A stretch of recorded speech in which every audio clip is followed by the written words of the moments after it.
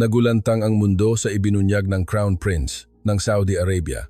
Ang aming tunay na kapatid sa dugo ay hindi ang Amerika, kundi ang Pilipinas. Nayanig ang Estados Unidos. Agad na tumawag si Trump sa hari. Nagbanta ang Japan na babawiin ang $380 bilyong na pamumuhunan. Nagpatawag ng emergency diplomatic meeting ang Tsina. Hindi nakapagsalita ang Britanya at Pransya. Ngunit ang pinakanabigla sa lahat ay ang Amerika. Bakit pinili ang Pilipinas kaysa sa pinakamakapangyarihang bansa sa mundo? Ngayon, ibubunyag ko ang nakakagulat na katotohanan. Bago tayo magsimula, mangyaring mag-subscribe, i-like ang video at suportahan ang Pilipinas sa pamamagitan ng pag-iwan ng komento ng Mabuhay ang Pilipinas. Ilang araw lamang ang nakalipas sa napakalaking press center ng Palasyo ng Hari sa Riyadh, Saudi Arabia.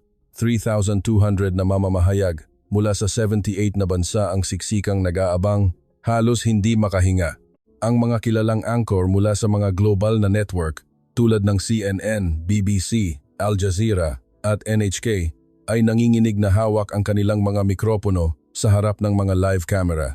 Ang stock market board sa New York Stock Exchange ay pansamantalang huminto. Ang mga trader sa distrito ng pananalapi ng London ay natigilan sa harap ng kanilang mga monitor. Ang Tokyo Stock Exchange ay halos tumigil sa pag-trade pagkatapos lamang magbukas. Ang pandaigdigang merkado ng krudo ay sumabog sa kaguluhan na may pagtaas ng 47 bawat bariles. Ito ay dahil sa isang pangungusap mula kay Crown Prince Mohammed bin Salman na isinantabi ang kanyang inihandang talumpati at hinarap ang buong mundo.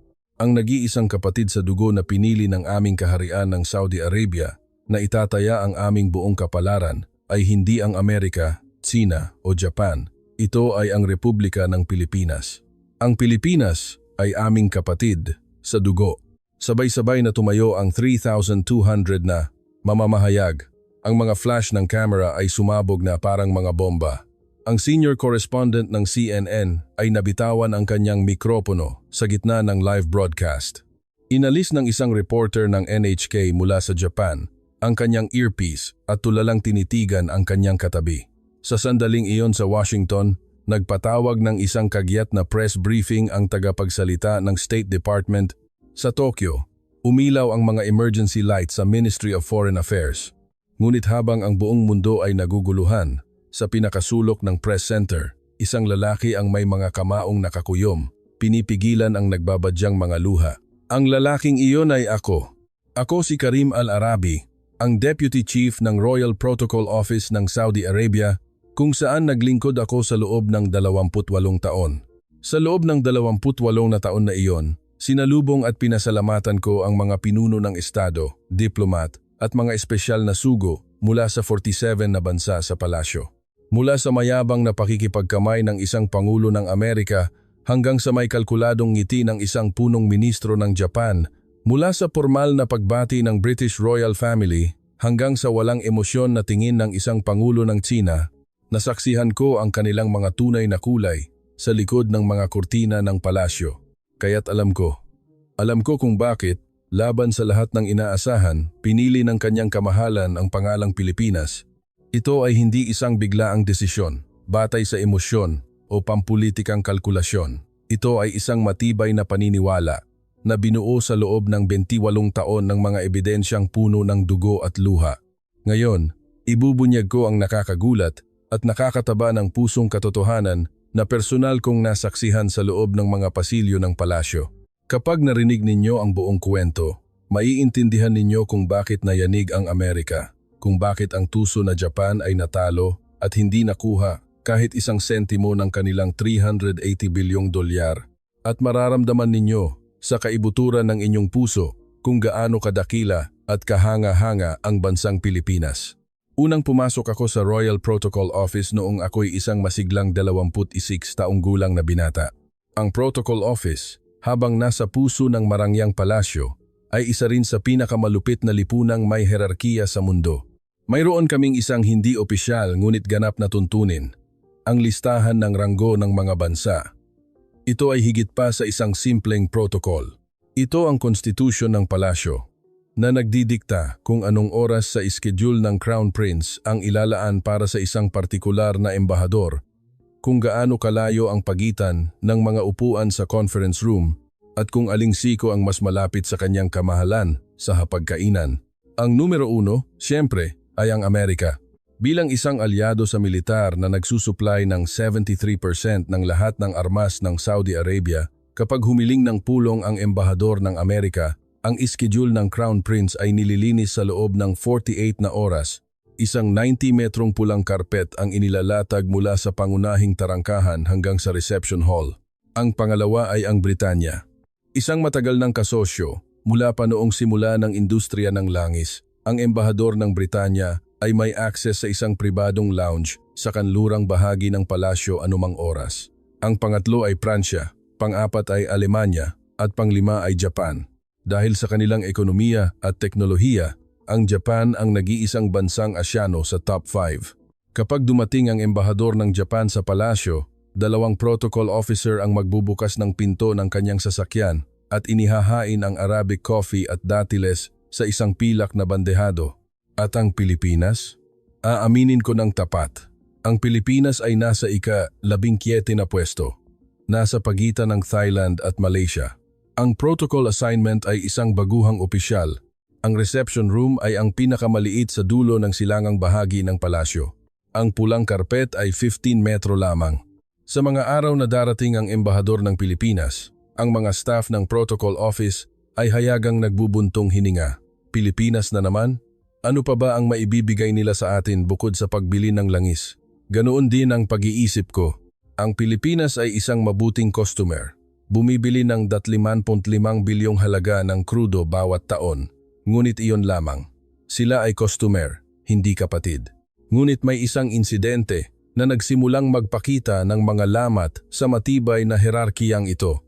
Nagsimula ito sa araw na dumating ang isang espesyal na sugo ng U.S. State Department na nagngangalang Richard Hunter. Noong simula ng tag-init, tumaas ang tensyon sa pagitan ng Iran at Saudi Arabia. Nagpadala ang Amerika ng 2 karagdagang aircraft carrier sa gitnang silangan at ipinadala si Hunter, isang napakataas na antas na sugo upang hilingin ang pagtaas ng produksyon ng langis at pagpapalawak ng base militar. Si Richard Hunter ay isang matangkad na lalaki na nasa kanyang 60s. May kulay pilak na buhok na nakasuklay pa atras, nakasuot ng isang Italian-made suit. Ngunit ang kanyang mga mata ay mas katulad ng sa isang maniningil ng utang kaysa sa isang diplomat. Mula sa sandaling lumapag ang kanyang pribadong jet sa King Khalid International Airport sa Riyadh, nakaramdam ako ng masamang pangitain. Karaniwan, kapag bumaba ng sasakyan ng isang dayuhang sugo, nakikipagkamay muna siya sa sumasalubong na protocol officer. Ito ay isang pangunahing kagandahang asal at diplomatikong pamantayan. Ngunit si Hunter, pagkababa ng eroplano, ay hindi man lang ako tinapunan ng tingin. Kinuha niya agad ang kanyang telepono mula sa isang aide at nagsimulang tumawag sa Washington. Ang aking kamay na nakaalok para sa isang pakikipagkamay ay naiwang nakabitin sa mainit na hangin ng disyerto. Sa loob ng armored vehicle patungo sa palasyo, tinignan ni Hunter ang tanawin ng Riyadh at sinabi sa kanyang aide ang pagtatayo ng mga skyscraper sa gitna ng disyertong ito ay katawa-tawa. Kung walang pera mula sa langis, ito ay isang malaking bunton lamang ng buhangin. Nasa likod ako at narinig ko ang bawat salita. Kinailangan kong ikuyom ang aking mga kamao. Ngunit ang Amerika ang numero 1. Kinailangan kong magtiis. Ang isang protocol officer ay walang karapatang magpakita ng emosyon. Ang pag-uugali ni Hunter sa reception hall ng palasyo ay mas masahol pa. Ayon sa protocol, lahat ng dayuhang delegado ay dapat tumayo at magalang na maghintay bago pumasok ang Crown Prince. Ito ay isang hindi nakasulat na tuntunin na hindi pa nalalabag sa loob ng 28 taon. Ngunit si Richard Hunter ay nakaupo ng malalim sa sopa, nakadekwatro at nakatitig sa kanyang tablet. Kahit na marinig ang mga yapak ng Crown Prince sa pasilyo, hindi siya gumalaw. Habang pinapanood ko ang eksena mula sa pasukan, nanlamig ang aking puso. Sa loob ng 28 taon, ito ang unang pagkakataon na nasaksihan ko ang ganitong kawalang galang. Nang pumasok ang Crown Prince, saka lamang tamad na tumayo si Hunter at nag-alok ng isang formal na pakikipagkamay na halos hindi man lang dumampi ang kanilang mga kamay. Wala pang 5 minuto sa pulong, malakas na tumunog ang telepono ni Hunter. Sa anumang bansa, Ang pagsagot sa isang personal na tawag sa gitna ng isang pulong kasama ang isang pinuno ng estado ay isang malaking diplomatikong pagkakamali. Agad akong sumenyas sa kanyang aide na patayin ang tawag. Ngunit itinaas ni Hunter ang kanyang hintuturo sa Crown Prince at sinabing, "Sandali lang, tawag ito mula sa Washington. 1 minuto lang." Ang mga mata ng hepe ng Royal Guard na nakatayo sa tabi ng Crown Prince ay biglang kumislap. Tila bumaba ng 2 degree ang temperatura sa silid. Hindi kumibo ang Crown Prince, ngunit hindi ko napalampas ang bahagyang pagtapik ng kanyang kanang hintuturo sa armrest. Ito, tulad ng natutunan ko sa loob ng 28 taon, ay isang senyales ng kanyang galit. Ang tawag na sinabing, 1 minuto lang ay tumagal ng 4 na minuto. Sa loob ng 4 na minutong iyon, ang hangin sa silid ay mas uminit pa kaysa sa tanghali sa disyerto. Nang matapos ang tawag, walang anumang paghingi ng paumanhin, diretsong nagsalita si Hunter. Kanyang kamahalan, diretso na ako sa punto. Hinihiling ng Estados Unidos na dagdagan agad ng Saudi Arabia ang produksyon ng langis ng 1.5 milyong bariles bawat araw. At hihilingin din namin ang pahintulot para sa karagdagang docking rights para sa U.S. Fifth Fleet sa Jubail Port sa Silangang Baybayin. Ito ay hindi isang kahilingan, kundi isang utos para sa seguridad ng gitnang silangan. Hindi ako makapaniwala sa aking narinig. Ginamit niya ang salitang utos sa harap ng soberanong pinuno ng isang malayang bansa. Namula ang mukha ng Saudi Vice Minister of Foreign Affairs na naroroon din. Matapos ang isang sandaling katahimikan, nagsalita ang Crown Prince, "Sugo Hunter, ang Saudi Arabia ay laging bukas sa mga makatwirang kahilingan mula sa aming mga alyado. Ngunit ang isang alyansa ay hindi isang relasyon ng unilateral na utos at pagsunod. Ang isang alyansa na walang respeto sa isa't isa ay isa lamang ibang pangalan para sa kolonyal na pamamahala." Biglang tumigas ang mukha ni Hunter. Ito ang ekspresyon ng isang taong hindi sanay na tinatanggihan. Ngumisi siya at sumagot, "Kanyang kamahalan, hindi na kailangang maging emosyonal. Tingnan natin ang mga numero. 73% ng lahat ng armas ng Saudi Arabia ay mula sa Amerika, ang 154 na F-15 fighter jets, ang Patriot Missile Defense System, ang teknolohiya ng Aegis Destroyer. Lahat ng maintenance contracts ay nasa kamay ng Amerika. Kung ititigil namin ang supply ng mga piyesa, ang inyong Air Force ay matitigil sa loob ng 2 linggo. Tatanggihan niyo pa rin ba ang aming kahilingan? Hindi ito isang diplomatikong pag-uusap. Ito ay isang hayagang pananakot. Ang kahihiyan ay malinaw na nakikita sa mga mukha ng mga opisyal ng Saudi, ngunit walang makapagsalita. Ang numerong 73% na binanggit ni Hunter ay isang hindi maikakailang katotohanan. Pagkatapos ng pulong, habang paalis si Hunter, tinitigan ko ang kanyang likuran at nagngit-ngit ang aking mga ngipin. Ang tunog ng kanyang sapatos sa marmol na sahig ng palasyo ay parang mga yapak na yumuyurak sa dangal ng Saudi Arabia. Nang gabing iyon, naisip ko, ito ba ang tunay na mukha ng aming numero 1 alyado? Ang paggamit ng aming 73% na pag-asa sa armas upang tratuhin ang isang soberanong bansa na parang isang utusan? Matatawag pa ba itong isang alyansa? Ngunit sa gitna ng aking galit at pagkabigo, pilit kong itinatanggi. Kung hindi ang Amerika, sino ang magpoprotekta sa atin? Mayroon bang ibang bansa sa mundo, bukod sa mga kanluraning kapangyarihan, na maaaring maging aming kalasag? At noon nga nangyari.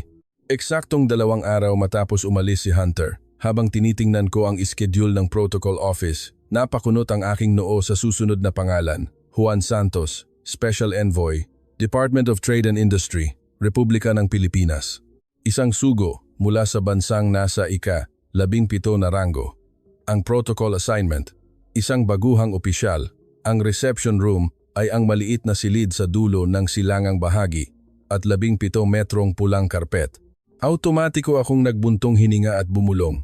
Sigurado tungkol na naman sa kontrata ng langis. Ngunit kinabukasan, nang salubungin ko ang sasakyan ng sugo ng Pilipinas sa palasyo, nasaksihan ko ang isang eksenang hindi ko malilimutan habang buhay. Ang bumaba mula sa itim na sedan ay si Juan Santos, isang lalaking may katamtamang taas na 5'8", nakasuot ng isang simple ngunit maayos na navy blue suit. Ibang-iba sa sugo ng Amerika na may kumikinang na silver cufflinks at Italian suit. Ngunit ang unang ginawa ni Mr. Santos, pagkababa ng sasakyan, ay nagpatulala sa akin. Tumingin siya diretso sa aking mga mata Magalang na inalok ang kanyang dalawang kamay para sa isang pakikipagkamay at nagsalita sa malinaw na Arabic, "Assalamu alaikum. Maraming salamat po sa pagsalubong sa akin sa kabila ng layo. Siguradong napagod kayo sa init ng panahon. Ayos lang po ba kayo?" Sa loob ng 28 taon ng pagsalubong sa mga delegado mula sa 47 na bansa, siya ang unang non-Arab diplomat na bumati sa akin sa Arabic. At hindi lamang ito isang formal na pagbati. Ito ay isang taos-pusong pag-aalala para sa kalusugan ng isang hamak na protocol officer na sumalubong sa kanya. Naramdaman ko ang isang kurot sa aking puso. Habang naglalakad kami mula sa pangunahing tarangkahan patungo sa reception hall, yumuko si Mr. Santos sa bawat guwardiya na nakatayo sa magkabilang gilid ng pasilyo. Nagkatinginan ang mga guwardiya litong-lito. Karamihan sa mga dayuhang delegado ay tinatrato sila na parang mga poste. 2 araw lang ang nakalipas, dumaan si Hunter nang hindi man lang tumingin sa guwardiyang nagbukas ng pinto para sa kanya. Pagpasok sa reception room habang naghihintay sa Crown Prince, magalang na tinanggap ni Mr. Santos ang Arabic coffee na inialok ko gamit ang 2 kamay. Pagkatapos ng isang higop, sinabi niya, "Napakasarap ng aroma. Ito ba ay isang timpla ng Yemeni mocha beans?" Mahilig kasi ako sa kape. Muli akong nagulat. Sa loob ng 28 na taon, walang dayuhang delegado ang nakahula sa pinagmulan ng aming kape. Karamihan ay humihigop lang ng isang beses bilang formalidad. Ang taong ito ay talagang ninanamnam ang kape. Naramdaman ko ang isang tunay na interes sa aming kultura. Ngunit pinigilan ko ang aking sarili. Hindi mababago ng kabaitan ng isang ranggo sa harap ng kapangyarihan ng isang Patriot missile mula sa Amerika. Ang kaalaman sa pinagmulan ng Arabic coffee ay walang halaga. Kaya, ipinagpatuloy kong ilagay ang Pilipinas sa kanilang kahon na may ranggong 17 at sinubukan kong kalimutan ang nangyari sa araw na iyon. Ngunit ang tadhana ay may inihandang isang malaking pagsubok na ganap na sisira sa listahan ng ranggo na matagal kong pinanghahawakan. Pagkalipas lamang ng 3 buwan, nang sumiklab ang apoy ng isang kakilakilabot na digmaan na nagbabantang lamunin ang buong gitnang silangan, ang tunay na mukha ng numero 1 Amerika, numero 5 Japan, at numero 17 na Pilipinas ay malupit at malinaw na ipinakita. Ang katotohanan iyon ay sapat na upang wasakin ang aking mga paniniwala sa buong buhay ko at sa huli ay naging mitsa para sa makasaysayang desisyon ng Crown Prince. Makalipas ang 3 buwan, ang aking pinakamasamang bangungot ay nagkatotoo. Ang mga drone na pag-aari ng Iranian Revolutionary Guard ay sabay-sabay na tumama sa 3 pasilidad ng langis ng Aramco sa silangang baybayin ng Saudi Arabia. Alas, 3 ng madaling araw, umilaw ang mga emergency light sa underground situation room ng palasyo at naglabas ng kagyat na utos ang Crown Prince. Sa isang iglap, 5.7 milyong bariles ng produksyon ng langis kalahati ng araw-araw na output ng Saudi Arabia ay natigil. Ang presyo ng langis sa buong mundo ay tumaas ng 77 bawat bariles na nagdulot ng takot sa pandaigdigang ekonomiya. Ngunit mas masahol pa kaysa sa pinsala sa mga pasilidad ng langis ang sumunod. Nagbanta ang Iran ng karagdagang pagganti at nagpahiwatig ng posibleng pagsasara ng Strait of Hormuz na nagpalaganap ng takot sa isang malawakang digmaan sa gitnang silangan. Umalingaw-ngaw ang mga sirena ng air raid sa Riyadh. Nagpanik ang mga mamamayan, naguunahan sa mga grocery store para mag-imbak ng tubig at pagkain. Ang mga telebisyon ay puno ng mga imahe ng mga ina na may takot sa kanilang mga mata, mahigpit na yakap ang kanilang mga anak. Noon, sa Situation Room, nasaksihan ko ang isang hindi kapani-paniwalang tanawin. 4 na oras lamang matapos ang pag-atake, sinimulan ng British Embassy ang kagyat na paglikas ng kanilang mga mamamayan. Ang Britanya, ang aming numero 2 alyado, ang aming 100 taong kapatid mula pa noong simula ng industriya ng langis, ang unang nag-impake. Isang tawag lang ang natanggap ng palasyo mula sa British Ambassador. Ayon sa utos mula sa London, inililipat namin ang lahat ng personnel ng embahada sa Bahrain. Babalik kami kapag naging stable na ang sitwasyon. Nanginginig ang kamay ng opisyal ng Ministry of Foreign Affairs na sumagot sa tawag. Ang 100 taong alyansa ay naglaho sa loob ng 4 na oras. 6 na oras ang nakalipas, lumikas ang French Embassy. 9 na oras ang nakalipas, nagsara ang German Embassy. Ang mga bansang may ranggong 3 at 4 ay sunod-sunod na umalis na parabang nag-usap-usap. Ngunit ang pinakamasakit na pagkakanulo ay nagmula sa numero 1. 12 oras matapos ang pag-atake, dumating ang isang opisyal na abiso mula sa US Embassy. Nakasaad dito, ayon sa direktiba mula sa US Department of State, ang US Embassy sa Riyadh ay ililikas ang lahat ng non-essential personnel at ililipat ang natitirang staff sa emergency security status. Lahat ng serbisyo sa bisa at konsulado ay agad na sinuspinde.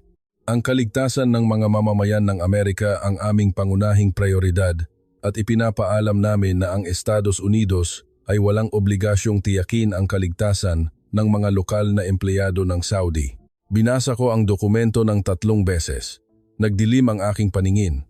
Walang obligasyong tiyakin ang kaligtasan ng mga lokal na empleyado ng Saudi. Ang isang linyang iyon ay tumusok sa aking puso na parang isang punyal. Mayroong 340 na empleyadong Saudi na tapat na naglingkod sa US Embassy sa loob ng mahigit 20 taon. Sa likod nila ay ang kani-kanilang pamilya. Itinapo ng Amerika ang buhay ng 340 na taong iyon sa isang linyang abiso. At noon, tumawag si Richard Hunter. Humihingi siya ng tulong sa palasyo para sa convoy ng kanilang paglikas. Humiling siya ng 8 armored vehicle at escort ng militar mula sa palasyo. Ang kapal ng mukha na hilingin ang aming mga yaman militar habang sila ay tumatakas. Sinabi ni Hunter sa telepono, "Karim, bilisan mo. Nasa panganib ang aming mga mamamayan. Bahala na ang inyong Ministry of Foreign Affairs sa mga empleyado ninyong Saudi. Bahala na ang inyong Ministry of Foreign Affairs." Sa mga salitang iyon, naramdaman kong nanlamig ang aking mga kamay habang hawak ang telepono. Naalala ko ang kanyang mayabang na mukha sa reception hall. 3 buwan na ang nakalipas. Ginagamit ang aming 73% na pag-asa sa armas upang takutin kami. Ngayon, tinatawag niya ako sa aking unang pangalan, nagmamakaawa para sa tulong. Ngunit kahit sa kanyang paghingi ng tulong, wala siyang pakialam sa buhay ng aming mga kababayan. 2 araw na ang lumipas mula nang magsimula ang pag-atake. Ang diplomatic quarter sa Al-Akaria Street sa Riyadh ay naging isang ghost town. Kahit sa araw, patay ang mga ilaw sa kalye. Ang mga watawat sa mga embahada ay ibinaba. Ang mga bintana ng British Embassy ay tinakpan ng makakapal na plywood. Ang pangunahing tarangkahan ng French Embassy ay hinarangan ng mga bakal na barikada sa parking lot ng US Embassy. 17 na sasakyan ang iniwang nakabukas ang mga pinto para itong isang eksena mula sa isang war movie. Ngunit sa gitna ng ghost town na iyon, may isang gusali na maliwanag na nagniningning. Ang Embahada ng Pilipinas. Hindi ako makapaniwala sa aking mga mata. Ang bansang may ranggong 17 na may isang baguhang protocol officer at 15 metrong pulang karpet ay nananatiling bukas, nag-iilaw sa gitna ng impyerno kung saan tumakas ang Amerika, Britanya, Pransya at Alemanya. At buong pagmamalaking iwinawagayway ang kanilang watawat sa harap ng embahada. Ang impormasyon na nakuha namin sa pamamagitan ng intelligence ng palasyo ay mas nakakagulat. Si Ambassador Lilia Morales ng Philippine Embassy ay nakatanggap ng rekomendasyon mula sa Maynila na lumikas, ngunit mariin niya itong tinanggihan. Ang kanyang tugon sa Department of Foreign Affairs sa Maynila ay naharang ng aming intelligence at ang nilalaman nito ay sapat na upang mapigil ang aming hininga. Sa kasalukuyan, mayroong 12,000 Pilipinong construction workers at 4,700 na iba pang mamamayan ang naninirahan sa Riyadh. Hindi ako aalis dito hanggat hindi natiyak ang kanilang kaligtasan. Kung isasara ng embahada ang mga pinto nito, para na ring inabandona ang ating mga kababayan. Ako ang huling kalasag para sa 16,700 na Pilipino. Ang paglikas ay maaari lamang pag-usapan kapag ligtas na ang bawat Pilipino. Ako ang huling kalasag para sa 16,700 na Pilipino. Sa pagbasa ng linyang iyon, isang malamig na kuryente ang dumaan sa aking gulugod. Ang numero 1 Amerika ay inabandona ang 340 na empleyadong Saudi at tumakas, ngunit ang embahador ng bansang may ranggong 15 ay nagdeklara na mananatili siya sa isang war zone upang protektahan ang 16,700 na mamamayan niya. Ngunit hindi doon nagtatapos ang mga kamangha-manghang aksyon ng Philippine Embassy. 36 na oras matapos ang pag-atake, 8,500 Pilipinong construction workers sa isang industrial complex sa Timog Riyadh ang nagsimulang lumikas matapos makatanggap ng kagyat na utos mula sa kanilang kumpanya. Ngunit habang papunta sila sa isang evacuation center, may hindi inaasahang nangyari. Mga 370 pamilyang Saudi na nakatira malapit sa construction site ang hindi makahanap ng paraan upang lumikas. Sila ay naiwan sa kalsada, takot at walang mapuntahan. Umiiyak ang mga bata at ang mga matatanda ay nakaupo na lang sa lupa. Ang site supervisor ng construction company, si G. Jose de Leon, ay agad na nagdesisyon. Pinauna niyang isakay ang mga pamilyang Saudi sa 2 malalaking bus at 10 naman na truck ng kumpanya. Ibinigay ng mga manggagawang Pilipino ang kanilang mga sasakyan para sa paglikas sa mga mamamayan ng Saudi at naglakad sila ng 4 na kilometro sa ilalim ng nakakapasong init patungo sa ligtas na lugar. Ang mga Pilipinong manggagawa, dala-dala ang kanilang mabibigat na gamit pangkaligtasan, tahimik na naglalakad sa isang kalsada sa disyerto sa ilalim ng 40 degrees Celsius na init. Nang makita ko ang eksenang iyon sa CCTV monitor ng Royal Intelligence, nanigas ako sa aking upuan. Ipinagsapalaran nila ang kanilang buhay upang iligtas muna ang mga Saudi na hindi man lang nila kababayan. Hindi sila inutusan. Hindi sila umaasa ng anumang gantimpala. Ginawa nila ito dahil may mga taong takot sa harap nila. Iyon lang, nang iulat ang balitang ito sa palasyo, matagal na hindi nagsalita ang Crown Prince nang magpaalam na ang hepe ng intelligence. Nagsalita ang kanyang kamahalan sa isang mahina ngunit matatag na boses. Suriing muli ang ranggo ng Philippine Embassy. Ito ang unang utos na baguhin ang ranggo na narinig ko sa loob ng 30 taon. Kumabog ang aking dibdib, ngunit iyon ay simula pa lamang. Ang insidente na tuluyang pupunit sa listahan ng ranggo ay magaganap ilang araw lamang pagkatapos. Wala pang 1 buwan matapos humupa ang apoy ng digmaan at isang hindi tiyak na kapayapaan ang bumalik sa Riyadh, isang kagyat na nakakode na mensahe ang ipinadala mula sa Royal Security patungo sa Protocol Office. Nang mabasa ko ang nilalaman, nahulog ang papel mula sa aking mga kamay. Ang pangalawang anak na lalaki ng Crown Prince, si Prinsipe Faisal bin Mohammed, ay nasangkot sa isang malubhang aksidente sa sasakyan sa isang kalsada sa labas ng Riyadh. Ang kanyang security vehicle ay bumangga sa isang malaking truck. Ang 14 anyos na prinsipe ay dinala sa King Faisal Specialist Hospital sa cardiac arrest. Ang diagnosis ng mga doktor ay malupit, multiple organ damage at skull fracture. Nang dumating ang Crown Prince sa ospital, ang hangin sa pasilyo sa labas ng operating room ay amoy kamatayan. Sa gitna ng mabigat na hangin na may halong amoy ng disinfektante at dugo, ang asawa ng Crown Prince, ang Reyna, ay tahimik na umiiyak sa sahig. Ayon sa hepe ng seguridad, kitang-kita ang panginginig ng mga kamay ng Crown Prince. Kahit ang pinuno ng pinakamakapangyarihang kaharian sa mundo ay isa lamang walang magawang ama sa harap ng kanyang anak. Ang punong siruhano ng King Faisal Specialist Hospital na nakayuko ay nagbigay ng isang malungkot na ulat. Kanyang kamahalan sa kasalukuyang teknolohiya at kagamitan sa medisina ng Saudi Arabia, hindi namin kayang isagawa ang ganito kakomplikadong operasyon kung hindi siya maililipat sa isang world-class na ospital sa ibang bansa sa loob ng 72 oras. Hindi namin masisiguro ang buhay ng prinsipe. 72 oras, 3 araw. Ang oras sa disyerto ay karaniwang mabagal, ngunit sa sandaling iyon, ang tunog ng pagbagsak ng buhangin sa isang orasan ay parang kulog. Agad na nagpadala ang Royal Secretariat ng mga kagyat na kahilingan sa mga nangungunang institusyong medikal sa buong mundo.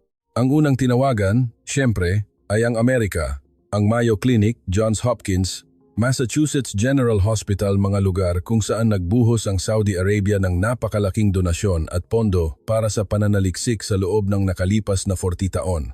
Ngunit ang sagot na bumalik pagkatapos ng 12 oras ay kasing lamig at kasing kalkulado ng yelo.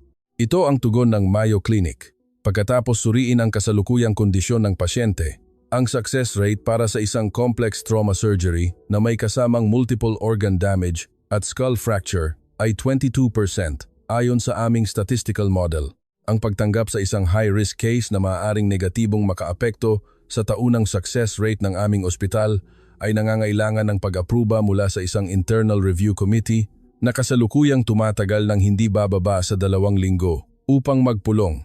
Negatibong makaapekto sa success rate ang buhay ng isang 14 anyos na batang nag-aagaw buhay ay isang potensyal na negatibong marka sa report card ng ospital kaya hindi nila ito matanggap. Kinailangan kong pigilan ang aking galit habang binabasa ang tugon. Ang tugon ng Johns Hopkins ay hindi naiiba. Sa kasalukuyan, kailangan namin ng hindi bababa sa 10 araw na paghahanda upang bumuo ng isang team para sa ganitong uri ng complex trauma surgery. Bukod pa rito, kailangan munang pirmahan ng isang legal waiver na nag-aalis sa amin ng pananagutan para sa anumang medikal na aksidente na maaaring mangyari sa panahon ng transportasyon ng pasyente. Ang Heidelberg University Hospital sa Alemanya ay mas prangka pa. Ang aming kwota para sa pagtanggap ng mga dayuhang pasyente para sa quarter na ito ay naabot na. Inirerekomenda namin ang pag-apply para sa susunod na quarter.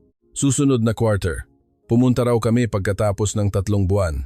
Sinasabi nila sa isang batang mamamatay kung hindi maoperahan sa loob ng 72 oras na maghintay ng 3 buwan.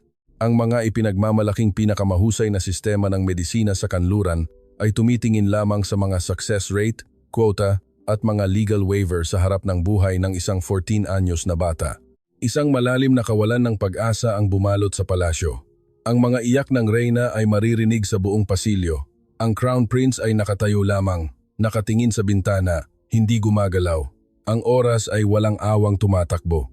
18 oras na ang lumipas. 54 na oras na lang ang natitira. Noon, isang batang opisyal mula sa Asian Affairs Bureau ng Ministry of Foreign Affairs ang humahangos na tumakbo papasok sa palasyo. Sa kanyang kamay ay isang lukot na piraso ng fax paper. Kanyang kamahalan, may sagot mula sa Pilipinas. Pilipinas. Ang bansang may ranggong 17. Walang sinuman ang nakaisip sa Pilipinas pagdating sa medisina. Ang direktor ng Asian Affairs Bureau, sa isang desperadong pagtatangka, ay nagpadala ng kagyat na mensahe sa Philippine General Hospital, PGH, sa Maynila. Sa totoo lang, walang sinuman sa palasyo, kabilang ako, ang umasa sa Pilipinas. Ngunit nang mabasa ang nilalaman ng fax, lahat ng nasa silid ay napatingin sa lukot na papel na iyon. Ito si Dr. Maria Reyes, Head of Trauma Surgery, Philippine General Hospital.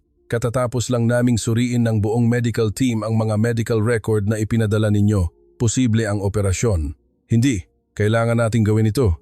Sinasabi nilang 22% lang ang success rate. Hindi iyon dahilan para sumuko, kundi isang dahilan para punan natin ang natitirang 78%. Hindi trabaho ng isang doktor na sukatin ang buhay ng isang 14 anyos na bata gamit ang mga numero. Ang aming emergency medical team na binubuo ko, 4 na espesyalista at 3 surgical nurse, ay papunta na sa Ninoy Aquino International Airport ngayon. Darating kami sa Riyadh sa loob ng 12 oras. Mangyaring ihanda ang operating room. Isang dahilan para punan natin ang natitirang 78%. Ang mga salitang iyon ay tumagos sa kawalan ng pag-asa ng palasyo. Habang tinatanggihan ng mga pinakamahusay na ospital sa Amerika ang isang bata dahil sa 22% na success rate, isang doktor mula sa Pilipinas ang binaligtad ito, hindi bilang isang dahilan para sa pagsuko, kundi bilang isang hamon na dapat harapin. Kinuha mismo ng Crown Prince ang fax at binasa ito ng 3 beses. Hindi ko napalampas ang bahagyang panginginig sa kanyang mga mata. Sa isang mahinang boses, sinabi niya, "I clear ang isang private runway sa King Khalid Airport." Pagdating ng Filipino medical team, i-escort sila ng mga sasakyan ng Royal Guard diretso sa ospital. Walang anumang pagkaantala. Isang utos na walang kapantay. Buksan ang isang pribadong runway ng hari para sa isang medical team mula sa bansang may ranggong 17.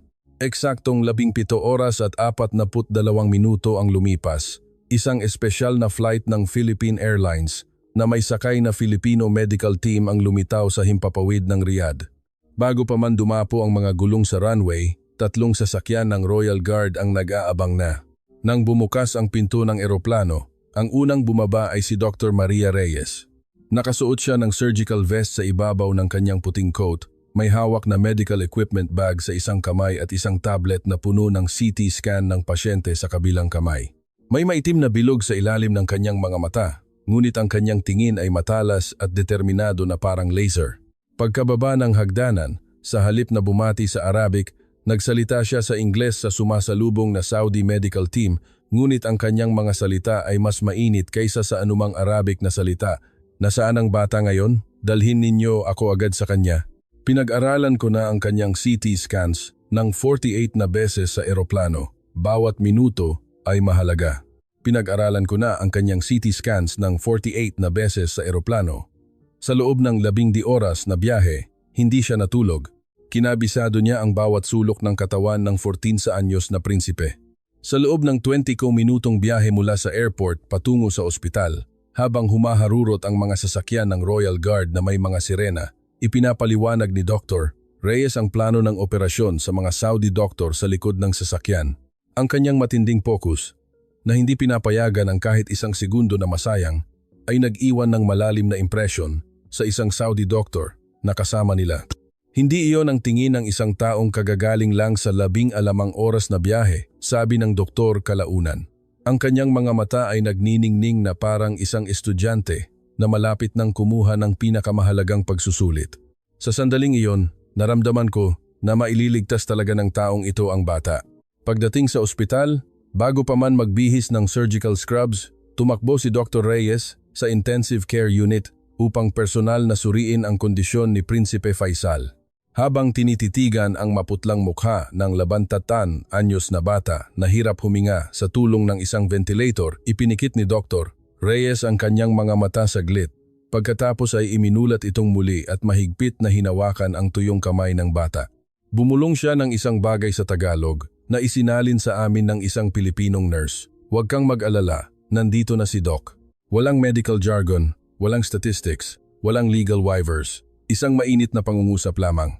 Habang isinasara ng mga ospital sa Amerika ang kanilang mga pinto, iwinawagayway ang isang 22% na chart ng probabilidad, hinawakan ng isang Pilipinong doktor ang kamay ng isang bata at sinabing, "Huwag kang mag-alala." Pinanood ko ang eksena sa likod ng salamin ng ICU at naramdaman ko ang init na bumabalot sa aking lalamunan. Ang operasyon ay tumagal ng 14 na oras. Ang buong palasyo ay nag-abang, halos hindi humihinga. Ang Crown Prince ay hindi umalis sa waiting room sa labas ng operating room. Ako rin ay nakaupo sa isang malamig na bench sa pasilyo, binibilang ang bawat tiktak ng orasan buong gabi. Sa 8 oras ng operasyon, isang assistant nurse ang lumabas upang magbigay ng update. Natapos na ang pagsasara ng bungo. Kasalukuyang inaayos ang mga pinsala sa mga internal organ. Si Dr. Reyes ay patuloy sa pag-oopera nang hindi man lang umiinom ng tubig. Sa 12 oras, isa pang ulat ang dumating. Mas marami ang nawawalang dugo kaysa sa inaasahan. Kailangan ng karagdagang dugo. Isa sa mga Pilipinong surgical nurse, si Sister Ana Cruz, na tumugma ang blood type, ay nagboluntaryong mag-donate ng 400cc ng kanyang sariling dugo. Isang nurse na handang mag-donate ng sariling dugo sa isang pasyente. Nang marinig ito ng reyna, inilagay niya ang kanyang mga kamay na nagdarasal sa kanyang dibdib at tahimik na lumuha. At pagkatapos ng 14 na oras at 13 minuto, namatay ang pulang ilaw sa labas ng operating room. Bumukas ang pinto at lumabas si Dr. Maria Reyes. Basang-basa ng pawis ang kanyang surgical scrubs. Habang inaalis niya ang kanyang maskara, isang bahagyang ngiti ang lumitaw sa kanyang pagod na mukha. Kanyang kamahalan, matagumpay ang operasyon. Ang prinsipe ay ganap ng gising. Pagkatapos ng 1 buwan ng rehabilitasyon, makakatakbo na ulit siya. Sa sandaling iyon, ginawa ng Crown Prince ang isang bagay na hindi ko pa nakita sa loob ng 28 taon. Lumapit siya kay Dr. Reyes at mahigpit siyang niyakap. Ang pagyakap ng pinuno ng Royal House of Saud sa isang dayuhang doktor ay isang bagay na hindi pa nangyari. Nanginginig ang kanyang mga balikat. Lahat ng nasa pasilyo, mga opisyal ng palasyo, mga security guard at ako ay napaluha. Ngunit hindi dito nagtatapos ang kwento. Ang nangyari sa loob ng 1 buwang recovery period ay tuluyang nagwasak sa anumang natitirang pagkiling namin laban sa Pilipinas. Ang surgical nurse, si Ana Cruz, ay hindi umuwi. Nagboluntaryo siyang manatili hanggang sa matapos ang rehabilitasyon ng prinsipe. Araw-araw, pumupunta siya sa silid ni Prinsipe Faisal upang tulungan siya sa kanyang mga ehersisyo. Nang nahihirapan ang bata sa pagkain sa ospital, personal siyang nagluto ng mainit na arroz caldo para sa kanya. Kapag naiinip ang prinsipe, pinapakitaan niya ito ng mga comics na Pilipino at tinuturuan ng mga salitang Tagalog.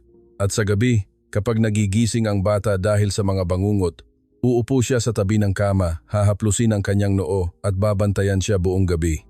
Sa araw ng kanyang paglabas sa ospital, tumayo si Prinsipe Faisal mula sa kanyang wheelchair at dahan-dahang lumakad patungo kay Nurse Ana Cruz. Niyakap niya ito ng mahigpit at sinabi ang isang salitang Tagalog na palihim niyang pinag-aralan. "Salamat ate, mahal ko ang Pilipinas." Nang makita ito ng Reyna, hindi niya napigilan ang pag-agos ng kanyang mga luha at mahigpit na hinawakan ang mga kamay ni Ana. "Utang namin sa iyo ang buhay ng aking anak. Habang nabubuhay ang kaharian ng Saudi, hindi namin malilimutan ang utang na loob na ito." Habang tahimik na kumakalat ang nakakaantig na kuwentong ito sa loob ng palasyo, nagsimulang magbago ng malaki ang pananaw namin sa Pilipinas. Ngunit ang tunay na pagsubok ay darating pa. Ang pasasalamat at utang na loob lamang ay hindi nagbabago sa hierarkiya ng mga bansa. Upang tunay na mabaligtad ang ranggo, kailangang patunayan ng Pilipinas ang kanilang paninindigan sa pinakamalupit at pinakamapanganib na larangan ng pandaigdigang politika. At ang sandali ng pagpapatunay na iyon ay dumating mula sa pinakatuso at pinakamasamang kalaban, ang Japan. Habang ang himalang paggaling ni Prinsipe Faisal ay nagdudulot ng kagalakan sa palasyo, isang makapal na diplomatikong sulat ang dumating sa Riyadh mula sa Tokyo. Ang opisyal na selyo ng Ministry of Foreign Affairs ng Japan ay nakatatak dito. Ang unang nakabasa nito ay isang opisyal mula sa East Asian Affairs Bureau na agad na tumakbo sa kanyang bise-ministro na agad namang nag-ulat sa palasyo. "Bilang Deputy Chief of Protocol, may karapatan akong suriin ang lahat ng mga diplomatikong dokumento na dumarating sa palasyo." Nang gabing iyon, habang binabasa ko ang nilalaman ng dokumentong iyon sa aking mesa, hindi ako makapaniwala. Ang hiling ng gobyerno ng Japan ay ito: sa darating na pinakamalaking international sports event sa Asia, ang isang teritoryo ng Pilipinas sa West Philippine Sea ay mamarkahan sa opisyal na mapa bilang pag-aari ng isang bansang kaalyado ng Japan. Hiniling nila na suportahan din ng Saudi Arabia ang pag-angkin na ito sa lahat ng hinaharap na opisyal na dokumento at mapa ng estado.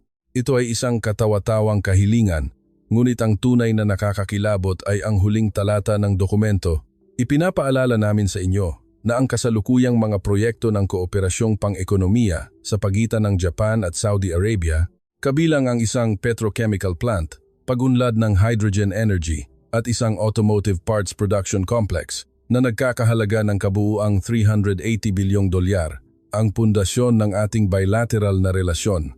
Umaasa kami na ang gobyerno ng Saudi Arabia ay gagawa ng isang matalinong desisyon. Isang matalinong desisyon. Ang nakatagong kahulugan sa likod ng mga salitang iyon ay malinaw. Kung susundin ninyo kami, makukuha ninyo ang $380 bilyong. Kung hindi, mawawala ito." Ito ay hindi isang diplomatikong sulat. Ito ay isang blackmail. 2 araw ang lumipas, si Kenichi Yamaguchi, ang Deputy Chief of Mission ng Japanese Embassy sa Riyadh, ay humiling ng isang pulong sa palasyo. Bilang isang mataas na opisyal mula sa isang bansang may ranggong 5, itinalaga siya sa Central Conference Room na may 2 protocol officer. Ako ang naatasan na mag-asikaso sa pulong. Si Yamaguchi ay isang lalaki na nasa kalagitnaan ng 50s, may taas na 5'50", nakasuot ng salamin na may silver na frame. Lagi siyang may ngiti sa labi, ngunit ito ay isang ngiti ng pagkalkula, hindi ng kabaitan. Sa bawat paggalaw ng kanyang mga mata, para akong nakakarinig ng tunog ng isang abakus. Pagpasok sa reception room, yumuko si Yamaguchi ng napakababa, isang 90-degree na pagyuko bago umupo ng komportable sa sopa, naka-D4. Ang kanyang unang mga salita ay may lason. "Vice-Ministro, narinig namin na ang relasyon sa pagitan ng Pilipinas at Saudi Arabia ay lalong nagiging malapit kamakailan. Magandang bagay iyan, siyempre. Ngunit tulad ng alam ninyo, Vice-Ministro, ang Pilipinas ay malayo pa rin sa Japan pagdating sa ekonomiya at teknolohiya. Hindi ninyo dapat hayaan ang emosyon na makasira sa isang estratehikong paghuhusga." Emosyon. Ang mga salitang iyon ay nagpainit ng aking ulo. Kung ang pagliligtas sa buhay ng isang prinsipe ay emosyon, kung ang hindi pagsasara ng embahada sa gitna ng digmaan ay emosyon, kung ang pagpapauna sa mga mamamayan ng Saudi sa isang 48-degree na disyerto ay emosyon, kung gayon, oo, iyon ay emosyon. Ngunit ito ay isang emosyon na 1,000 beses na mas mahalaga kaysa sa isang $380 bilyong na calculator. Inilabas ni Yamaguchi ang kanyang tablet at ipinakita ang screen. Tulad ng nakikita ninyo, ang Japan ay kasalukuyang may $380 bilyong na mga proyekto ng pamumuhunan sa Saudi Arabia. Isang $120 bilyong petrochemical plant, isang $95 bilyong hydrogen energy joint venture, isang $87 bilyong automotive parts production complex, at isang $78 bilyong smart agriculture technology transfer. Alam ninyo kung gaano kahalaga ang mga pamumuhunang ito sa Saudi Vision 2030. Ang hinihiling lang namin ay isang simpleng pagbabago sa pagmamarka sa mapa ng isang maliit na isla sa dagat. Hindi na kailangang timbangin pa para malaman kung alin ang mas mabigat. $380 bilyong o isang maliit na isla. Isang maliit na isla. Tinawag ni Yamaguchi ang sagradong teritoryo ng isang bansa na isang maliit na isla. Nagngit-ngit ako ng ngipin habang nakatayo sa likod ng upuan. Hindi ba niya alam kung gaano kasuklam-suklam ang ideya ng pagbili ng teritoryo ng isang bansa gamit ang pera? O alam niya ngunit wala siyang pakialam? Ngunit ang mas nakakagulat ay ang kanyang huling mga salita bago umalis. Huminto siya sa may pinto at habang nananatili ang ngiti sa kanyang mukha, ang kanyang mga mata ay nanlalamig. Isa pa pala. Alam ng Tokyo na nagiging malapit ang Pilipinas sa Saudi Arabia. Pero kung papayagan ninyo akong maging tapat, ang Pilipinas ay puro salita lang, walang gawa. Sila ay lumilitaw lamang kapag kailangan ng tulong, ngunit tahimik na umaatras kapag pera na ang pinag-uusapan. Ang tunay na partner na maaasahan ng Saudi Arabia ay kami, ang Japan. Pinatunayan na iyan ng kasaysayan. Puro salita lang, walang gawa. Tinawag niyang walang gawa ang mga taong nagpasakay sa mga mamamayan ng Saudi sa kanilang mga bus at naglakad sa 48-degree na disyerto. Tinawag niyang puro salita ang doktor na humarap sa isang 22% na tsansang operasyon upang iligtas ang isang 14-anyos na bata. Ikinuyom ko ang aking mga kamao. Ang sakit ng aking mga kuko na bumaon sa aking palad ay hindi maikukumpara sa nag-aalab na galit sa aking dibdib. Pagkaalis ni Yamaguchi, isang mainit na debate ang sumiklab sa loob ng Saudi Ministry of Foreign Affairs. Ang mga pragmatista ay lumuhod sa harap ng numerong $380 bilyong. Hindi natin maaaring isakripisyo ang $380 bilyong para sa isang maliit na isla. Karamihan sa ating mga mamamayan ay hindi man lang alam kung ano iyon. Ang tahimik na panig sa Japan at pag-secure ng pamumuhunan ay para sa pambansang interes. Ngunit iba ang reaksyon ng Crown Prince. Matapos maritinig ang ulat tungkol sa pulong ni Yamaguchi, matagal siyang nanahimik.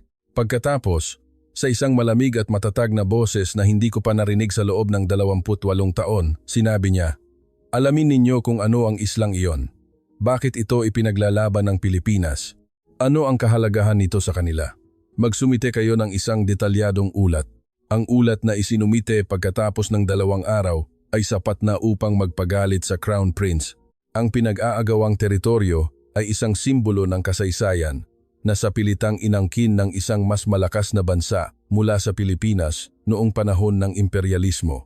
Ang isang mas malakas na bansa na kumukuha ng lupa mula sa isang mas mahinang bansa sa pamamagitan ng lakas ito ay eksaktong kapareho ng sitwasyon sa Palestine. Matapos basahin ang ulat, ang desisyon ng Crown Prince ay maitatala magpakailanman sa kasaysayan ng diplomasya ng Saudi. Ano ang halaga ng $380 bilyong? Walang halaga ang pakikipag-ugnayan sa mga taong naniniwala na mabibili ng pera ang katarungan. Hindi maaaring pumanig ang Saudi Arabia sa imperialismong kumukuha ng teritoryo mula sa mga mahihinang bansa. Tanggihan ang lahat ng hiling ng Japan at itala sa mga opisyal na dokumento na ang pinag-aagawang teritoryo ay malinaw na pag-aari ng Pilipinas. Nanginginig ang aking mga kamay habang isinusulat ko ang utos. Ang desisyon na isakripisyo ang $380 bilyong ay maaaring mukhang isang kabaliwan, ngunit walang pag-aalinlangan sa mga mata ng Crown Prince.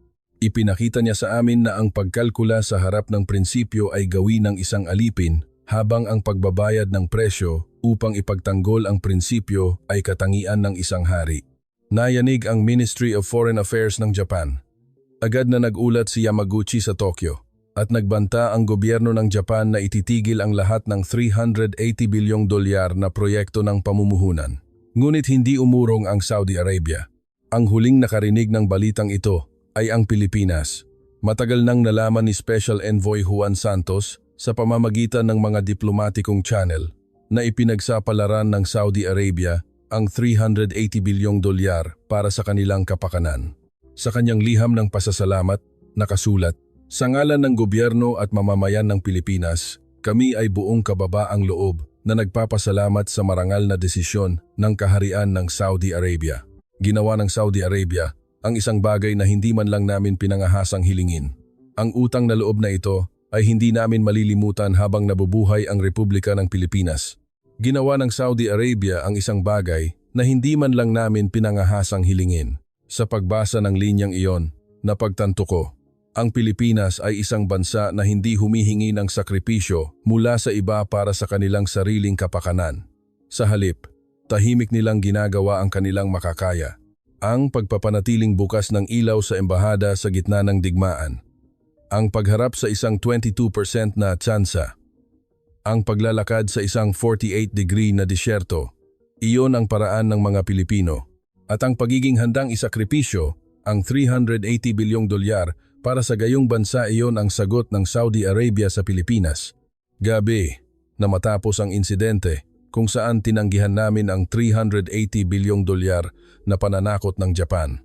Isang tahimik, ngunit tiyak na pagbabago ang nagsimulang maganap sa loob ko. Ang listahan ng ranggo na itinuring kong banal sa loob ng 28 taon ay nagsimulang magkalamat sa aking isipan. Isang gabi, matapos ang lahat ng opisyal na gawain sa palasyo, mag-isa akong nakaupo sa walang laman na protocol office, binubuklat ang mga talaan ng 28 taon. Sa aking mesa ay nakasalansan ang mga guestbook ng mga diplomat mula sa 47 na bansa na bumisita sa palasyo. Ang guestbook ng Amerika ay puno ng mga formal at halos hindi mabasa na mga pagbati. Puno ito ng mga walang lamang parirala, tulad ng dakilang pagkakaibigan at alyansa. Ang mga tala ng mga British ambassador ay nakasulat sa eleganteng sulat kamay ngunit formal din. Ang mga tala ng Japanese ambassador ay maayos na nakalista ang mga nagawa sa kooperasyong pang-ekonomiya. Binuklat ko ang guestbook ng Philippine Embassy, ang unang entry na isinulat 20 taon na ang nakalipas ng unang Pilipinong embahador ay nasa maayos na Tagalog at Arabic, isang pagbati sa mga mamamayan ng Saudi Arabia. Ang Pilipinas ay isang maliit na bansa, ngunit may malawak na puso. Nais naming maging isang mabuting kapitbahay. Isang mabuting kapitbahay. Hindi alyansa, hindi kasosyo, hindi estratehikong relasyon. Isang mabuting kapitbahay lamang. Sa pagbasa ng simpleng pangungusap na iyon mula 20 taon na ang nakalipas, naramdaman ko ang isang kurot sa aking puso. At sinimulan kong balikan ang aking mga alaala sa loob ng 18 taon. Ang kayabangan ng sugo ng Amerika na si Hunter, nakadekwatro sa harap ng Crown Prince, sumasagot ng telepono. Ang kanyang walang pakundangang paggamit ng salitang utos. Ang kanyang kalupitan sa pag-abandona sa 340 na empleyadong Saudi sa isang linyang abiso. Ang pagkakanulo ng Britanya. Ang aming 100 taong alyansa na unang nag-impake at tumakas patungong Bahrain 4 na oras lamang matapos ang pag-atake.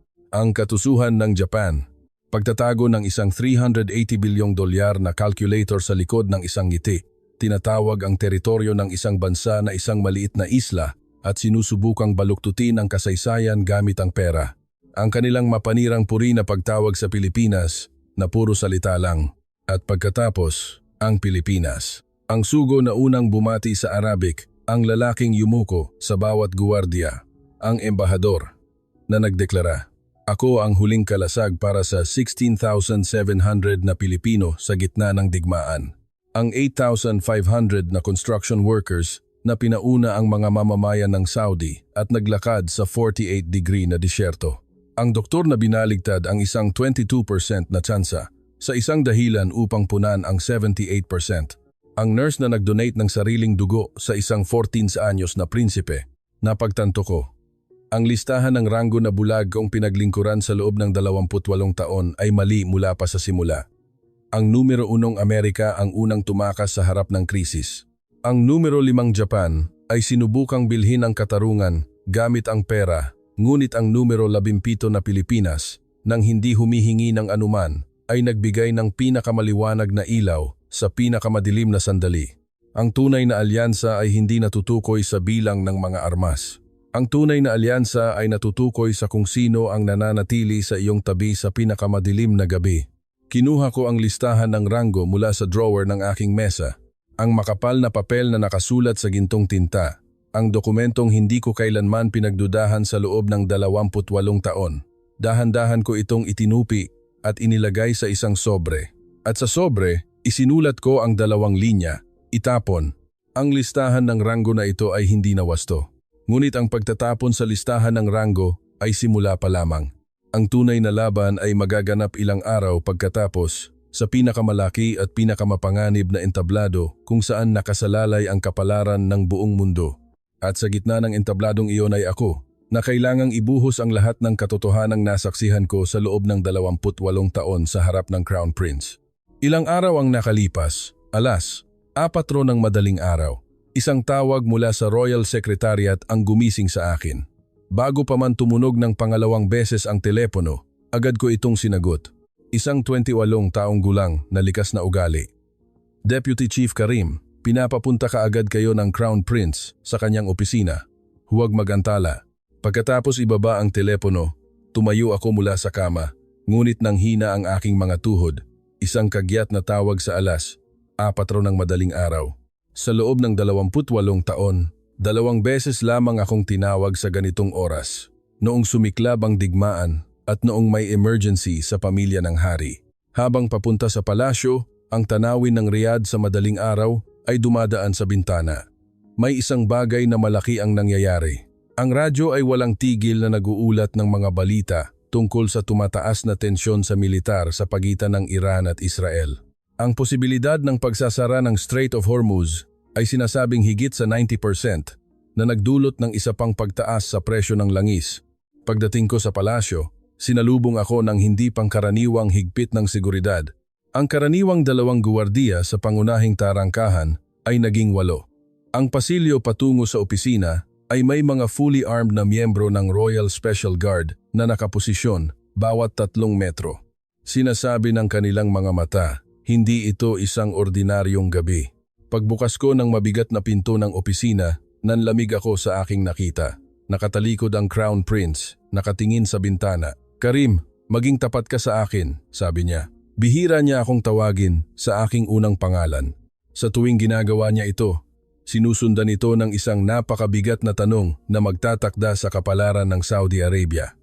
Sa sandaling ito, pinipilit tayo ng Washington na pumasok sa isang ganap na digmaan laban sa Iran.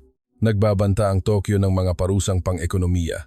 Sa tingin mo ba, mayroon pa bang kahit isang bansa sa mundong ito na tunay nating mapagkakatiwalaan? Naramdaman kong nag-init ang aking lalamunan.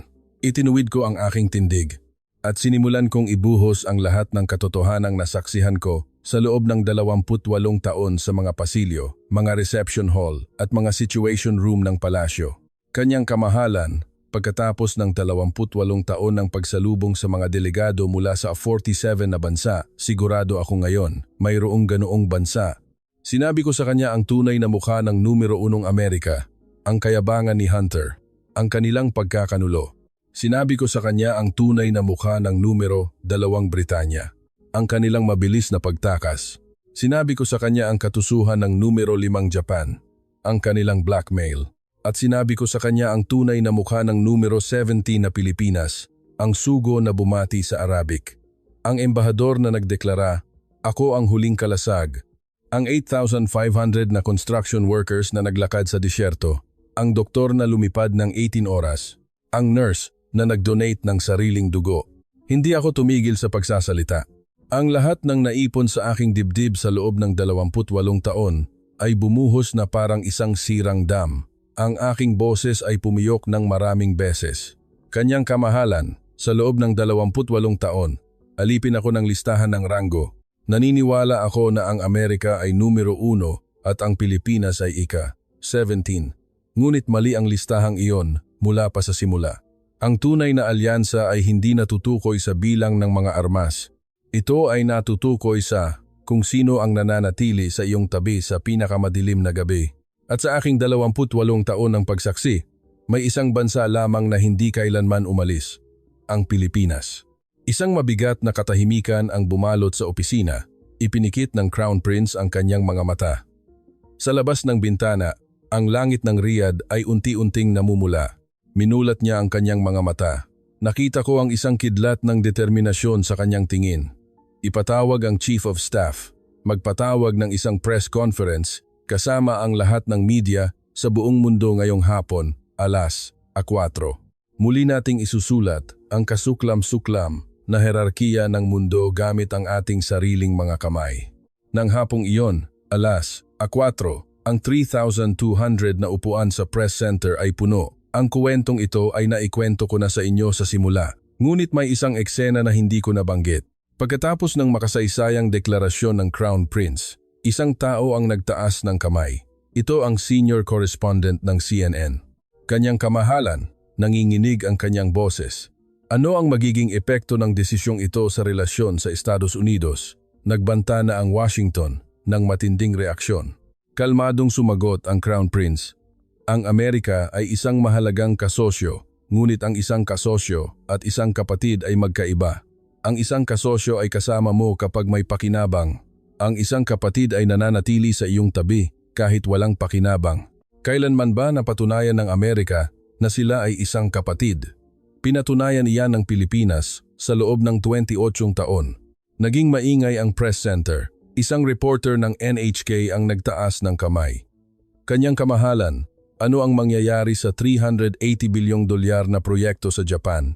Sumagot ang Crown Prince nang walang ngiti. Sabihin ninyo sa bansang nag-aakalang mabibili ng pera ang katarungan. Ang dangal ng Saudi Arabia ay hindi mabibili kahit sa $380 bilyong. At muli naming pinagtitibay sa ngalan ng Royal House of Saud na ang pinag-aagawang teritoryo sa West Philippine Sea ay malinaw na pag-aari ng Pilipinas. Namutla ang mukha ng reporter ng NHK. 20 minuto matapos ang press conference, isang kagyat na tawag ang dumating sa Royal Secretariat mula sa Washington. Ang Pangulo ng Amerika mismo ang tumawag. Ang kanyang boses sa speakerphone ay puno ng galit. Mohammed, ano ang ginawa mo? Pinili mo ang Pilipinas kaysa sa pinakamakapangyarihang bansa sa mundo. Alam mo ba ang ginagawa mo? Magkakaroon ito ng malubhang kahihinatnan.